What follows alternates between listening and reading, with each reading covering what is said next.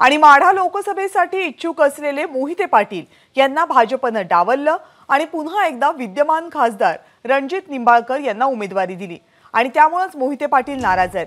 गिरीश महाजन भाजपचे नेते आणि मंत्री यांनी मोहिते पाटील यांची नाराजी दूर करण्याचा प्रयत्न केलाय, पण मोहिते पाटील यांच्या संदर्भात भाजपने अद्याप कोणतीही भूमिका घेतलेली नाहीये।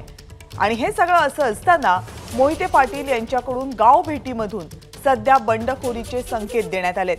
मोहिते पाटील यांची हीच नाराजी ओळखून महाविकास आघाडीमधून त्यांना उमेदवारी देण्याच्या चर्चा सुरू झाल्यात। मोहिते पाटील यांच्या हाती तुतारी देऊन भाजपला अडचणीत आणण्याची संधी शरद पवार यामुळे सोडणार नाहीत, त्यामुळे आता निर्णय भाजपच्या हातात आहे।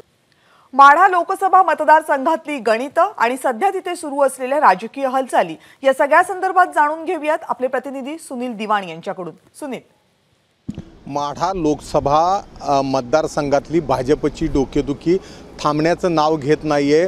मोहिते पाटलांचं 2 दिवसापूर्वी झालेला महानाट्य, त्यांच्या अकलूज बंगल्यावर ज्या पद्धतीनं उमेदवारीला विरोध करण्यात आला होता रणजित निंबाळकरांच्या, त्यानंतर काल रणजित निंबाळकरांनी जी बैठक घेतली त्याला 6 पैकी 5 आमदारांनी निंबाळकरांना पाठिंबा दिला। त्यामुळे भाजपपुढे मोहिते पाटील का निंबाळकर ही एक मोठी समस्या उभी राहिलेली आहे। अशातच मोहिते पाटलांची नाराजी नक्कीच परवडणारी नाही आहे।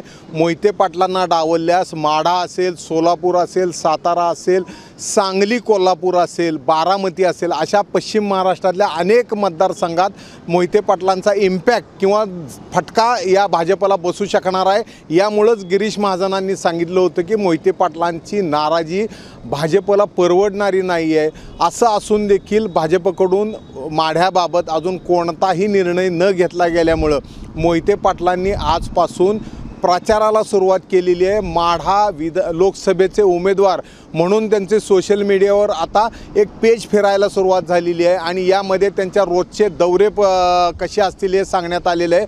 आजचा पहिला दौरा धैर्यशील मोहिते पाटील यांनी करमाळा तालुक्यात घेतलेला आहे। करमाळा तालुक्यातल्या 16 गावांना आज सकाळपासून त्यांनी भेटीगाठी करायला सुरुवात केलेली आहे। सुरुवातीच्या टप्प्यात गावभेट दौरा असणार आहे, मात्र भाजपने जर याबाबत निर्णय नाही घेतला तर कार्यकर्त्यांच्या म्हणण्यानुसार हातात तुतारी घ्यायची वेळ येणार का, हीच आता पाहणं महत्त्वाचं ठरणार आहे। शरद पवार या घडामोडींकडे लक्ष ठेवून आहेत। अजून भाजपने कुठलाच निर्णय न दिल्यामुळं धैर्यशील मोहिते पाटील सध्या करमाळ्यामध्ये गावभेट आणि प्रचाराला सुरुवात केलेली आहे त्यांनी। त्यामुळं भाजपने तातडीनं याबाबत निर्णय घेणे हे महत्त्वाचं असून जर निर्णय मोहिते पाटलांच्या बाजूने घेतला तर निंबाळकरांच्या मागे असलेले 5 आमदारांची नाराजी घ्यावी लागणार आहे आणि जर निंबाळकरांच्या बाजूने निर्णय घेतला तर मोहिते पाटलांची नाराजी भाजपला परवडणार का, याबाबतचा आता विचार करणं गरजेचं आहे। तातडीनं निर्णय नाही झाला तर मोहिते पाटलांच्या प्रचाराचा धमाका असाच सुरू राहणार आहे आणि जो भाजपच्या रणजित निंबाळकरांसाठी अडचणीचा ठरणार आहे। सुनील, धन्यवाद तुम्ही दिलेल्या सगळ्या सविस्तर माहितीबद्दल। माढा मतदारसंघातला तिढा सोडवण्यासाठी सागर बंगल्यावर बैठक घेण्यात आली आहे। एव्हरीथिंग इज ओके असं श्रीकांत भारतीय यांनी म्हटलंय।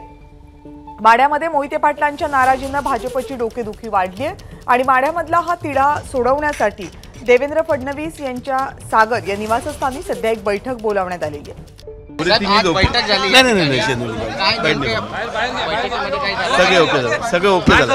Everything is okay. तर माढा मतदारसंघाचा लोकसभेचा उमेदवार तर भाजपने घोषित केलेला आहे, मात्र या उमेदवाराला उमेदवारी देऊ नये अशी मागणी मोहिते पाटील यांच्याकडून करण्यात येते आणि त्यामुळे आता मोहिते पाटील यांच्या म्हणण्यानुसार माढ्यामध्ये लोकसभेचा उमेदवार बदलला जातो का, की मोहिते पाटील हे भाजपला रामराम करतात, या हालचालींकडे अवघ्या महाराष्ट्राच्या राजकीय वर्तुळाचं लक्ष लागले। सध्या माढा लोकसभामध्ये राजकीय हालचालींना मात्र प्रचंड वेग आलाय आणि या सगळ्याचा आढावा घेण्यासाठी सागर बंगल्यावर एक बैठक बोलावण्यात आलेली आहे। दरम्यान श्रीकांत भारतीय भाजपचे नेते यांचं मात्र म्हणणं आहे एव्हरीथिंग इज ओके। माढ्यामधल्या या घडामोडींची आणि सध्या मुंबईमध्ये त्याबाबतीत सुरू असलेल्या बैठकांबद्दल आणखी माहिती घेऊयात निलेश बुधावले यांच्याकडून। निलेश, कविता रामराजे नाईक निंबाळकर कालच मुंबईमध्ये दाखल झाले होते आणि अजित पवारांची भेट घेऊन देवेंद्र फडणवीस यांच्या भेटीला जाणार अशा पद्धतीची माहिती होती। त्यानुसार आज एक महत्त्वाची बैठक सागर निवासस्थानी पार पडली।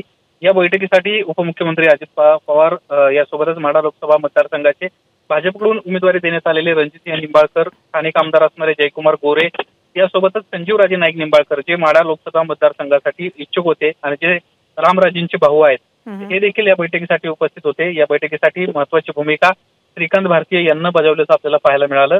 आजच्या या बैठकीमध्ये प्रामुख्यानं माढा लोकसभामध्ये महायुतीचंच काम आपण करू अशा पद्धतीचा शब्द रामराजे नाईक निंबाळकर यांना दिला असल्याची माहिती आपल्याला मिळालेली आहे। यासोबतच याच ठिकाणी माढा लोकसभा मतदारसंघातील माळशिरस विधानसभेवर ज्यांचं वर्चस्व आहे असे उत्तमराव जानकर देखील पोहोचले होते। त्यांना देखील देवेंद्र फडणवीस यांच्या समोर आपण महायुतीचंच काम करू अशा पद्धतीचा शब्द दिलेला आहे। सध्या उत्तमराव जानकर अजित पवारांसोबत आहेत, राष्ट्रवादीत आहेत आणि लवकरच ते भाजपमध्ये जातील अशा पद्धतीची शक्यता आहे। सोलापूर लोकसभेसाठी सध्या ते इच्छुक असल्याची देखील माहिती आहे। कविता, मोहिते पाटील यांच्याकडनं या बैठकीला कोणी उपस्थित आहे का? मोहिते पाटलांच्या अनुषंगाने सध्या तरी या बैठकीसाठी कोणी उपस्थित नव्हतं। मात्र इतर जे महत्वाचे नेते आहेत ते या ठिकाणी माढा लोकसभा मतदारसंघातले पाहायला मिळाले। सध्या मोहिते पाटलांचं नेमकं चाललंय काय अशा पद्धतीची राजकीय वर्तुळात प्रचंड चर्चा आहे। महाविकास आघाडीकडे ते माघारी जाणार का अशी देखील एक चर्चा आता समोर येताना पाहायला मिळते।